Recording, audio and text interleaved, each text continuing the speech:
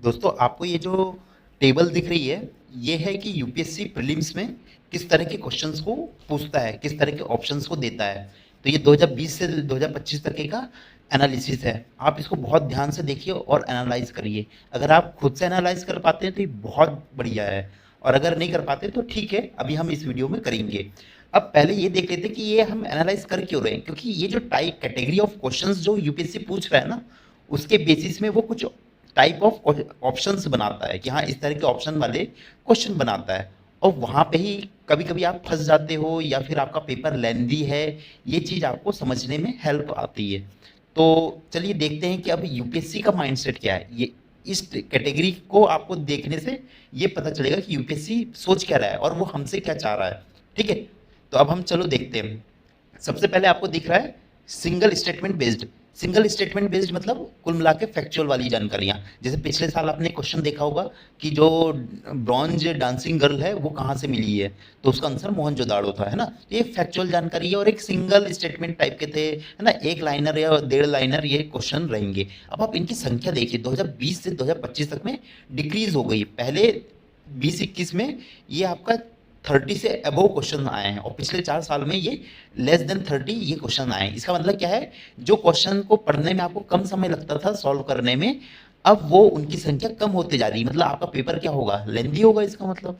ठीक, तो आपका पेपर लेंदी करवाना चाह रहा है ना यूपीएससी, ताकि आप अटेम्प्ट ही ना कर पाओ। तो चलो अब आगे देखते हैं दो स्टेटमेंट बेस्ड वाले क्वेश्चन ना। तो टू स्टेटमेंट बेस्ड इनका जनरली आपको ना ऑप्शंस इस तरह का देखने को मिलेगा कि ऑप्शन ए है कि only one is correct, option B only two is correct, option C both one and two, option D none of the above, है ना। इस तरह के जो स्टेटमेंट वाले क्वेश्चन हैं वो हैं। तो ये ना तो बहुत छोटे होते हैं ना तो बहुत बड़े होते हैं, पर इनका बात ये है कि ये ना एलिमिनेशन टेक्निक यहाँ पर बहुत ज़्यादा लगती है। यहाँ जनरली आप 50-50 में आप फंस जाओगे। ठीक है, तो आपको या तो ए और सी लग रहा होगा या फिर बी और डी इस टाइप से कुछ लग रहा होगा, है ना। तो इस तरह से आप फंसोगे। तो इनकी संख्या आप देख रहे हैं कि लगभग लगभग उतनी ही है, कभी कम कभी ज़्यादा इस टाइप का उन्होंने रखा हुआ है। ठीक, तो ये मतलब आगे भी मेंटेन रहेगा, इतने ही लगभग 10 के आसपास क्वेश्चन आप एक्सपेक्ट करिए। फिर उसका तीसरा क्या कैटेगरी आ रहा है, टू स्टेटमेंट प्लस एक्सप्लेनेशन। तो ये वो क्वेश्चन है जिनका ऑप्शन होता है कि जैसे ऑप्शन ए होता है कि statement one and two are कर both of them are correct and statement two is the correct explanation of the statement one. इस तरह के जो ऑप्शन वाला क्वेश्चन रहता है ना वो है। तो अब आप देखना कि यूपीएससी ऐसे क्वेश्चन ना 2010 के पहले पूछा करता था बहुत ज़्यादा। अब उसने बीच में नहीं पूछा, लेकिन अब आप देख रहे कि 2021 से वापस से पूछने लगा है। और आप देखो 2023 का जो पेपर बहुत मतलब कठिन आया था, तो उसमें इनकी संख्या एकदम से बढ़ गई थी, 0 से बढ़कर 18 हो गई थी। तो 18 क्वेश्चन आए थे वही उस साल। तो इसका मतलब क्या है कि ये उस टाइम पे एक शौक जैसा था ना। ठीक है, तो आप इस चीज़ के लिए मेंटली प्रिपेयर रहिए कि आगे भी वो देगा। लेकिन आप एक चीज़ नोटिस कीजिए कि 2025 में इनकी संख्या कम हो गई है, सिर्फ 6 क्वेश्चन आए हैं। तो ये क्यों हुआ है ये हम आगे देख लेते हैं। ठीक है, अब पहले देखो तीन स्टेटमेंट बेस्ड वाले क्वेश्चन। ठीक है, ये चौथा कैटेगरी हो गया। तो इसमें आप देखो तीन स्टेटमेंट वाले क्वेश्चन है, इसका मतलब क्या है, इसमें आपको इस तरह के ऑप्शन देखने को मिलेंगे कि one and two is correct, two and three is correct, three and one is correct, one two three all of them is correct, है ना। इस तरह के ऑप्शन देखने को मिलेंगे, और भी दूसरे तरह के आपको क्वेश्चन ऑप्शंस देखने को मिल सकते हैं। ठीक, तो ये आप ये समझो कि तीन स्टेटमेंट दिया है, इसका मतलब क्या है, आपको पढ़ने में ज़्यादा टाइम लगेगा। मतलब अगर इन क्वेश्चंस की संख्या बढ़ रही है, इसका मतलब क्या हो गया, पेपर को लेंदी बनाना चाह रहा है। अब आप इनका नंबर ऑफ क्वेश्चंस देखिए, आपको रिलेटिवली ये बढ़ता हुआ ही देखने को मिलेगा, है ना। और 2025 के इसमें आप देखो 41 ऐसे क्वेश्चन थे। मतलब यूपीएससी क्या चाह रहा है कि भाई आपके पास ना मतलब इतना लेंदी पेपर दे दो कि आप कुछ सोच ही ना सको कुछ और इधर उधर का, है ना। तो ये इससे पता चल रहा है कि मतलब यूपीएससी क्या चाहेगा, आपका लेंदी पेपर बनाए ताकि आपके लिए टफ हो चीजें। अब तो ये आगे भी बहुत आने वाला है ना, लगभग 30 से तो अबव ही मान के चलो 2026 के पेपर में। अब आप तीन स्टेटमेंट प्लस एक्सप्लेनेशन देखिए। तो 2025 वाले में आपको ये चीज़ बहुत अजीब सा देखने को मिला होगा ना, कि इस तरह के ऑप्शन वाले क्वेश्चन जिसमें ऐसा दिया हुआ था, खासकर कुछ एनवायरमेंट और कुछ इकोनॉमिक्स में थे ऐसे क्वेश्चंस कि statement one 2 and 3 all of them is correct and 2 and 3 are explaining of statement 1, है ना। इस टाइप का ऑप्शन था। ऑप्शन बी रहता था कि स्टेटमेंट 1 तो सही है और 2 और 3 में से कोई एक बस उसको एक्सप्लेन कर रहा है। स्टेटमेंट ऑप्शन सी रहेगा कि 2 और 3 मिलकर इसको एक्सप्लेन नहीं कर रहे हैं, है ना। तो इस तरह के जो ऑप्शंस उन्होंने बनाया हुआ था ये थे। अब आप ये देखो भाई, इसमें आपको कोई सा भी इसका क्वेश्चन उठा लेना, आपको सारे क्वेश्चन ना आधे आधे पेज के देखने को मिलेंगे। इसका मतलब समझ रहे हो? इसका मतलब है कि पेपर को वो लेंदी बनाना चाह रहा है। यूपीएससी पेपर लेंदी करना चाह रहा है, आपके माइंड से खेलना चाह रहा है कि इतना लेंदी पेपर दे दो कि आप मतलब पेपर में बस रो दो कि यार कि ये क्या हो गया करके। अब इनको सॉल्व करने के लिए ना एक स्ट्रेटजी आप ये मान के चलना, इन क्वेश्चंस को आप लास्ट में तो ना ही सॉल्व करो। आप इसको 120 मिनट का क्वेश्चन पेपर होता है, तो आप इसको 90 मिनट्स तक में इसको सॉल्व कर लो, ताकि आपको लास्ट मोमेंट में ना मतलब ऐसे बड़े क्वेश्चंस देखने को ना मिले, ताकि आपका एक तो समय भी बचेगा, आपको घबराहट हो जाएगी। वरना जब आप देखोगे कि अच्छा लास्ट में मेरे इस टाइप के क्वेश्चंस हैं, तो आप घबरा जाओगे। तो उनको आप कोशिश करो कि 90 मिनट्स तक में इसको भाई कंप्लीट करो आप ना। ठीक है, ये वाला स्ट्रेटजी अपना लेना, आपका हो जाएगा। ये इस टाइप के क्वेश्चंस आप बना लोगे। ठीक है, अब आपको अगला कैटेगरी क्या दिख रहा है? 4 स्टेटमेंट बेस्ड वाले। अब देखो यार, 4 स्टेटमेंट में ही आपको समझ में आ रहा है कि इसका उद्देश्य क्या होगा। बस क्वेश्चन के साइज को बढ़ाना है, number of words her question में बढ़ाना है, ताकि आपका टाइम खर्च हो और कुछ नहीं। तो देखो, आपको रिलेटिवली ये कभी कम कभी ज़्यादा देखने को मिलेगा। वैसे सबसे ज़्यादा तो 2020 में आया था, और 2025 में भी सिर्फ 10 क्वेश्चन आए थे ना। तो ये कम ज़्यादा ऐसे होते हुए आ रहा है। तो आप यहाँ पर एग्जैक्टली कुछ इन्फ्रेंस नहीं निकाल पा रहे हो, ठीक है, पर कोई बात नहीं। अब आप इससे बस ये समझो, अगर 4 स्टेटमेंट वाला है तो वो आपका टाइम कंज्यूम करेगा। अब अगला कैटेगरी आ रहा है 5 स्टेटमेंट बेस्ड वाले क्वेश्चन ना। तो अब आप इनकी संख्या भी देखो भाई, 6 क्वेश्चन आए थे, तो ऑब्वियसली 5 स्टेटमेंट देगा। तो फिर इंसान देखो, जो 5 स्टेटमेंट है ना या 4 स्टेटमेंट भी है, एक्चुअली ये स्टेटमेंट बहुत बड़े बड़े नहीं होते। ये ना किस तरह के क्वेश्चन है मैं बताता हूँ। जैसे मान लो ऐसा कुछ दे देगा कि यार कि यूक्रेन के बॉर्डर किस किस देश से मिलती है ना, तो वहां पे 4-5 देशों के नाम दे देगा। मान लो 5 देशों के नाम दे दिया, तो उसको वो 5 स्टेटमेंट बोल रहे हैं। ठीक है, तो इस तरह के क्वेश्चन है ये। एक्चुअली में आपको अ, और भी कुछ एग्जांपल देता हूँ। जैसे मान लो एक बार ये पूछ दिया कि इनमें से फ्लाई ऐश में कौन कौन से आपको मिनरल्स मिलेंगे, तो बहुत सारे 6-7 मिनरल्स का नाम दे दिया, साथ में वो एक और दे दिया प्लूटोनियम या ऐसा कुछ पोलोनियम समथिंग, जो कुछ रेडियो एक्टिव है। ठीक है, क्योंकि वो रेडियो एक्टिव है तो वो तो मिलेगा नहीं, वो 14 मिनट में निपट जाता है वो, है ना, जो भी था प्लूटोनियम या पोलोनियम जो भी था, है ना। तो ये बहुत छोटा वाला, मतलब ओवरऑल इसमें ना आपको ज़्यादा टाइम नहीं लगेगा। एक स्टेटमेंट एक ही वर्ड का होगा, है ना। तो ये उतना टाइम कंज्यूमिंग नहीं है। एक्चुअली ज़्यादा टाइम कंज्यूमिंग आपको कौन सा होगा, वो जो 3 स्टेटमेंट बेस्ड वाले हैं ना, वो ज़्यादा रहेंगे आपको।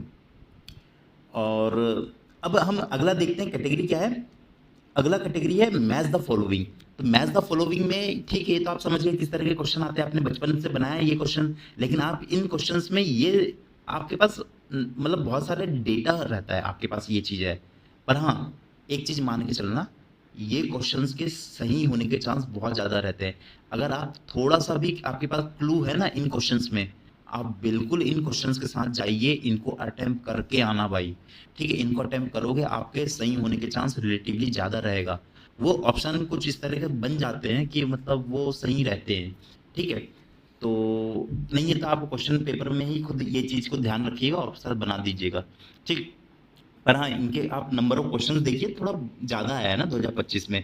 पर आप 20 से 25 तक का ग्राफ देखोगे तो आपको कम ज़्यादा होते हुए देखने को मिलेगा, है ना। तो आप कुछ खास इन्फ्लुएंस नहीं निकाल पा रहे हो, लेकिन हाँ, मैच द फॉलोइंग करके कुछ आएगा तो आप कोशिश करना कि इसको बनाएं। लेकिन अब आप अगली कैटेगरी देखिए, 3 कॉलम मैचिंग। ये भाई मैच द फॉलोइंग ही है, लेकिन ये 3 कॉलम दिया रहता है कि तीनों कॉलम सेम होना चाहिए। ये होता है थोड़ा अच्छा खासा टफ, क्योंकि अब आपको बहुत सारी जानकारी पता रखनी होती है। इसको मैं पहले एग्जांपल दे देता हूँ। एग्जांपल आपने वो पिछले साल आपको कुछ ऐसा कुछ क्वेश्चन देखने को मिला था कि मतलब जैसे कुछ कंट्रीज के नाम दिए थे, कुछ माउंटेन्स वगैरह के नाम दिए थे। जैसे फ्रांस था, इधर में वोल्गेस माउंटेन वगैरह था, और सामने में कुछ और एक और ऑप्शन दिया था, नदी या कुछ चीज़ का ना। तो इस तरह के मतलब जो स्टेट क्वेश्चंस हैं, ज्योग्राफी में पूछा है, और भी एनवायरनमेंट में भी पूछ सकता है, बहुत सारी जगह पूछ सकता है, इकोनॉमिक्स वगैरह में भी पूछ सकता है ऐसे। तो ये 3 कॉलम मैचिंग ना थोड़ा तो टफ रहेगा भाई, है ना? ये चीज़ याद रखना। ऑल्दो मतलब आपको ठीक है बना सकते हो, लेकिन इसमें निगेटिव होने के चांस थोड़े ज़्यादा रहेगा, तो इसमें ना थोड़ा सोच समझ के ही आप अटेम्प्ट करना इस टाइप वाले में। अगर 2 कॉलम दिया है तो आप बिल्कुल अटेम्प्ट करना, 3 कॉलम दिया है तो बहुत सोच समझ के अटेम्प्ट करना कि करना है या थोड़ा छोड़ना है। पर ओवरऑल तो एडवाइस यही है कि आप अटेम्प्ट ज़्यादा से ज़्यादा ही करना। फिर उसके बाद क्या है, अगला क्वेश्चन है अगला आपका कैटेगरी दिख रहा है कि how many of the above is correct करके ना। तो उसमें आपको इस तरह के ऑप्शंस देखने को मिलेंगे कि only 1 is correct, only 2, any 1 is correct, any 2 is correct, any 3 is correct, any 4 is correct, है ना? तो इस तरह के जो ऑप्शंस होते हैं ना, अब पिछले कुछ सालों में ये बहुत ज़्यादा है, खासकर आप 2023 में देखो 47 ऐसे क्वेश्चन आए हैं। और आप जानते हैं सबसे कम कट ऑफ कब गया था? 2023 में। तब आप देख लो भाई, इस तरह के जो क्वेश्चंस हैं वो आपको गलत करवाएंगे, आप मेंटली प्रिपेयर नहीं रहोगे, आप पढ़ के भी जाओगे तो भी आप सोचोगे कि इसको अटेम्प्ट करूँ या ना करूँ, है ना? तो ये रहेगा। अब इनका हैक तो ऐसा सच कुछ नहीं है। कभी कभी ये होता है कि हाँ, आप बीच वाली कोई चीज मान लो कि only 1 is correct, only 2 is correct, only 3 is correct, only 4 is correct ना, एनी 4 इज करेक्ट, ऐसा कुछ दिया हुआ है। तो अब आप इसमें एनी 2 या एनी 3 के साथ जा सकते हो और सोच सकते हो कि यार कि मतलब एक्सट्रीम वाले के साथ ना जाकर बीच वाले के साथ अपन जाए, ऐसा कुछ आप सोचकर अगर समझ में आया तो ठीक, नहीं है तो इसको फिर से दोबारा से रिवाइंड करके सुनिएगा। तो इस तरह से आप इन क्वेश्चंस को बना सकते हो। या फिर आप ये चीज सोच सकते हो कि थोड़ा सब्जेक्ट स्पेसिफिक हो सकता है कि यार कोई चीज अगर बहुत एक्सट्रीम चीज दिया हुआ है ना, कि भाई कि ये ऐसा होगा, जैसे मान लो कि ऐसा कुछ उन्होंने दिया था कि यार कि हर एक थर्मल पावर प्लांट में आपका सलाइन वाटर यूज नहीं किया जा सकता। तो आपको यहाँ पर बेसिकली आपको ये सोचना चाहिए, इस टाइप के ऑप्शन मतलब ये पीवाईक्यू है ना, तो इसमें आपको ये सोचना होगा कि अगर थर्मल पावर प्लांट है तो उसमें बॉयलर यूज होता है, और सारे जो बॉयलर है भाई उसमें आपको अगर कुछ मिलावट वाला पानी यूज करोगे, सॉल्ट वाटर मतलब सी वाटर मतलब सॉल्ट वाटर, सॉल्ट वाटर मतलब मिलावट वाला पानी हो गया ना, उसमें नमक ज़्यादा है, ठीक उस तरह से सोचना। तो उससे ना उसकी पाइपलाइन वगैरह खराब हो जाएगी, उसमें स्केलिंग वगैरह हो जाएगी। तो ऐसा कुछ सोच सोच के ना आप ऑप्शंस को बना सकते हो, ठीक है? तो उसके बेसिस में आप सोचना कि किसके साथ जाए, है ना?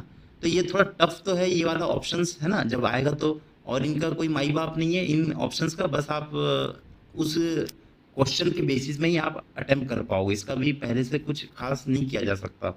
पर हाँ, इनकी संख्या आपको बढ़ती हुई दिख रही है, इसका मतलब वो आपको 2026 में भी बिल्कुल डराने वाले हैं। तो आप मेंटली तो एटलीस्ट प्रिपेयर रहिए इसके लिए, है ना? फिर उसके बाद आपको नॉट करेक्ट वाला टाइप के जो क्वेश्चंस है, जिसमें दिया रहता है कि इनमें से कौन कौन से स्टेटमेंट इनकरेक्ट है या नॉट करेक्ट है ना? जनरली वो नॉट करेक्ट लिखता है, और हिंदी में भी वो मतलब कोई भी सत्य नहीं है ऐसा लिखते हैं ना, ठीक है? तो इनकरेक्ट या असत्य की जगह वो नॉट करेक्ट वर्ड यूज करते हैं। तो ये तो ज़्यादा पूछा नहीं है ना, तो इसको छोड़ो। तो इस तरह से आप देखते हैं कि कुछ कैटेगरी हैं क्वेश्चंस की जो यूपीएससी बिल्कुल पूछते आ रहा है। आप मेंटली प्रिपेयर रहिए भाई, किसके लिए? कि 3 स्टेटमेंट प्लस एक्सप्लेनेशन इस वाले के लिए। दूसरा वो जो सेकेंड लास्ट कैटेगरी है कि only 1 on any 2 any 3 any 4 is correct, है ना, ये वाले एक चीज़ के लिए भी। और जो 3 कॉलम मैचिंग है ना, ये सब आपको थोड़ा डराने वाले हैं। प्लस एक और चीज़ जो यहाँ नहीं दी हुई है, मैं मेंशन करना चाहूँगा, पिछले साल इकोनॉमिक्स में उन्होंने 2 क्वेश्चंस को 2 क्वेश्चंस न्यूमेरिकल वाले पूछे थे, है ना, जीएस के पेपर में, और दोनों इकोनॉमिक्स के थे। दोनों अगर उसका आपको फॉर्मूला पता है आप बिल्कुल बना सकते थे उसको। तो आपको अब ना केवल कोई फॉर्मूला याद करना है इकोनॉमिक्स का, बल्कि आपको उसमें ना कुछ वैल्यू पुट करके, एक आध अपना अपने मन से ही कुछ वैल्यू पुट करके कुछ उसमें न्यूमेरिकल सॉल्व के जैसा कर लेना थोड़ा सा, है ना, ताकि आप मेंटली प्रिपेयर रहो। हो सकता है जीडीपी का फॉर्मूला पूछ दे कि भाई ये एक कंट्री थी या कंट्री एक्स, इस कंट्री का जीडीपी कितना है करके कैलकुलेट करके बताओ ना, उसका इन्वेस्टमेंट इतना है, गवर्नमेंट का इन्वेस्टमेंट इतना है, प्राइवेट कंपनी का इतना है, ऐसा ऐसा करके दे सकता है, ठीक है। और भी बहुत सारी चीज़ें हैं जो पूछ सकता है, तो उसमें उनको बहुत सारी जानकारी पता चल जाएगी। आपसे मैथ्स भी सॉल्व करवा लेंगे इसी क्वेश्चन, जीडीपी वाले क्वेश्चन के बेसिस में, और आपका इकोनॉमिक्स का भी कॉन्सेप्ट चेक कर लेंगे, और आपका टाइम भी अच्छा खासा खा जाएंगे, ठीक है। तो यही तो यूपीएससी चाह रहा है। तो आपको इन शॉर्ट ये याद रखना है कि यूपीएससी क्या चाह रहा है कि अब वो क्वेश्चंस को थोड़ा नए टाइप के जो ऑप्शंस है वो बनाना चाह रहा है, ठीक है। वो चाह रहा है कि लोग एलिमिनेशन टेक्निक्स का कम से कम यूज़ करें और नॉलेज का ज़्यादा से ज़्यादा यूज़ करें। तो आपको जो भी पढ़ रहे हो उसको डीप नॉलेज के साथ पढ़ना आपका बहुत बेनिफिट करेगा। और आपको यूपीएससी ये चीज़ चाह रहा है कि थोड़ा पेपर लेंथी बने, ताकि जो थोड़ा बहुत पढ़ के आए हैं वो उतना कवर ना कर पाए, है ना। और लेकिन हाँ, इसके लिए भाई आपको थोड़ा मतलब फास्ट हिंदी और इंग्लिश पढ़ते आना चाहिए, तो आपको थोड़ा बेनिफिट हो जाएगा। अगर नहीं भी है तो भी इट्स ओके, कोई बात नहीं, आप अटेम्प्ट तो कीजिए, है ना। पर इन सब चीज़ों को बिल्कुल ध्यान में रखिएगा। तो आज के लिए इतना ही, और जो भी आपको कुछ क्वेरीज होगा आप बिल्कुल पूछिएगा, और जो भी लगे आप कमेंट कर सकते हैं, ठीक है। Thank you very much.